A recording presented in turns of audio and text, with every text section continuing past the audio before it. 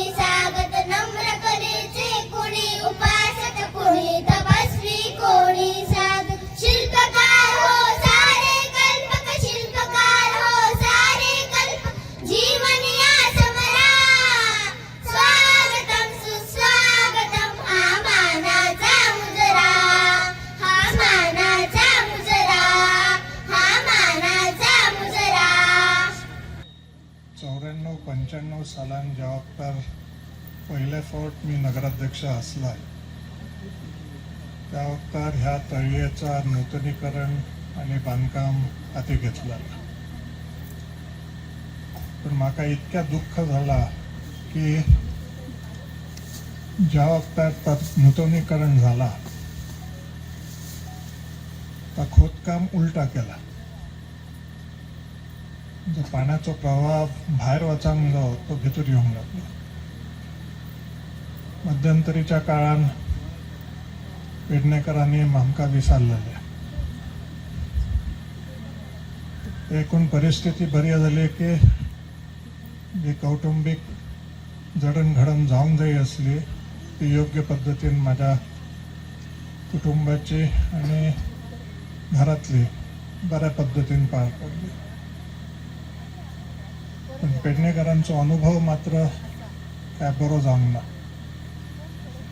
आमिषा दाखयली तुमकां नोकऱ्यो दितय तुमकां आनी काय दितय.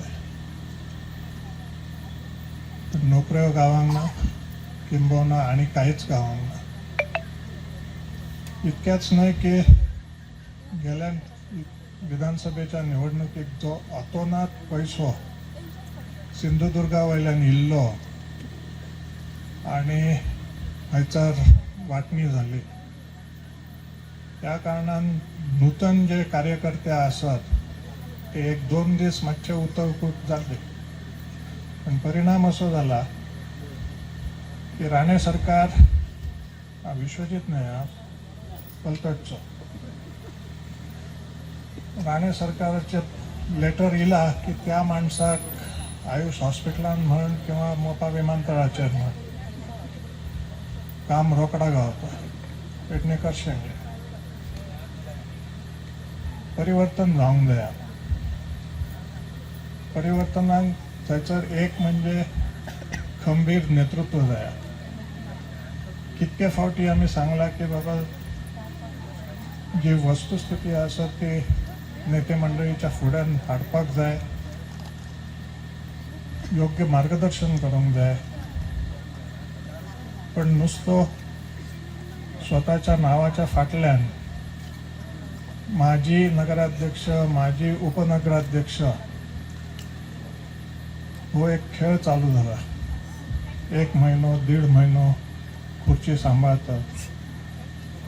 ती काय संगीत खुर्ची नाही. संगीत खुर्ची जर असलेली जाल्यार आज हांयच्याच जमा जावंक जाय असले, पण ते सुद्धा येणार ना. प्रशांत हांयसर गायब आसा. अशा कारणाक लागून लोकांनी चिंतूंक जाय की बाबा आमदार सांगता म्हणान अमुक तमुकाक निवडान दिवचो की खरोच तो माणूस काहीतरी करतलो, काहीतरी धडाडी आसतली, आपले प्रश्न सुटावे म्हणान कार्यान्वित रावतलो. त्याचो गांभीर्यान विचार करूंक जाय. 5-5 लाख रुपये जर बुथा फाटल्यान वाटून चेक केले, इट इज माझ्या तरी ध्यानी मनी सुद्धा नसलेला. मुंबईन जातात, नवी मुंबईन सगळंच जाता. नवी मुंबईचो जर तुम्ही विधानसभा क्षेत्र जर पळयशात जाल्यार साधारण 24 लाखाचो एक विधानसभा क्षेत्र. संपूर्ण गोंयाची सुद्धा लोकसंख्या तितकी ना. आणि थंयसर जे भायले लोक येयल्यात आनी बसतान केल्यात तांकां काय पडलेलो नासता. आज हय आसतात, फाल्यां 30 वर्सां पयलीं त्या नूतनीकरणान शेड नासलेली, तळीच नुस्ती आसलेली. पण तळी सुद्धा करताना मातशे प्रॉब्लेम जाल्यात ते सोडवयात, मानस घालुया किंवा आनी काहीतरी करूया. कारण आता काय झालेलं असं, ह्या 30 वर्षान एक नवीन पिढी भायर सरल्या आणि ती पिढी शेतान वचना, चिखलान लोळना. मी स्वतः तुमकां सांगताय, ल्हानपणान खुद्द ट्रॅक्टराय चलयला, टिलराय चलयला आणि नांगराय घालला साधारण 40 वर्सां पयलीं. ती जी उमेद विकावता धरती उपवून काढून तेजेर रोपण करते, ती आयुष्यान कधी गावना ना. मी परत एकदा मागताय की ह्या तळयेच्या फाटल्यान जी अडींग भात शेती आसा ती परत पुनर्वसन करूची. देव बरें करूं. बरें दिसलें आज इतले म्हटल्यार इतले आमच्या कमी हेका सांगूनय तुम्ही इतले लोक सगळे पावलेत. आज गिर्लेश्वराची तळीचे नूतनीकरणाच्या निमित्तान आमी सगळे एकठांय जमले हांगा आणि साहेबांच्या आशिर्वादान हांवें ते पावल घातले की बाबा खंय तरी एक बरें कितें तरी करचें म्हणून. सो त्या हेणी हांवें देवानच ते म्हाज्या कडल्यान घडोवन हाडले. सो असोच तुम्ही आयज जशे येल्यार असोच तुमचो मोग आमच्या गाडी आसचो इतलेच मागता आणि देव करूं. देव गडेवंश रामपुरुष नवदुर्ग पंचायतान त्यांना साष्टांग नमस्कार करून तसेच इथे जमलेल्या सर्व भक्तगणांना भक्तिभावानं अभिवादन करून वंदन करून आजच्या या व्यासपीठ कार्यक्रमास आपल्याला प्रमुख पाहुणे म्हणून लाभलेले आहेत आपले लाडके सर्वांचे परिचयाचे डॉक्टर वासुदेव देशप्रभू, तसेच माझे परममित्र ॲडव्होकेट सागर आजगावकर, आदरणीय व्यासपीठ, इलेक्ट्रॉनिक मीडिया, तसेच इथे जमलेले सर्व भक्तगण, सर्वांचं पुन्हा एकदा या कार्यक्रमात मी स्वागत करतो. आणि सर्वप्रथम ज्या लहान मुलांनी आता इथं सुंदर असं स्वागत गीत साजरं केलं त्यांचं मी अभिनंदन करतो, कौतुक करतो आणि त्यांना खूप खूप शुभेच्छा देतो पुढील वाटचालीस. तसेच आमच्या देवस्थान श्रीदेव गिल्लेश्वर देवस्थानचं जे स्थान आहे ते सुशोभीकरण करून, नुसतं सुशोभीकरण केलं नाही तर सकाळपासून विधी करून ते सकाळपासून शुद्धीकरणाचा शुद्धी होम घातला आणि बऱ्याच वर्षात रखडलेलं काम सागर आजगावकर यांच्या मनी आलं आणि ते काम सुंदर असं काम त्यांनी केलेलं आहे. त्यांचं मी खूप खूप आभारी आहे आणि त्यांना खूप खूप शुभेच्छा देतो पुढील वाटचालीस.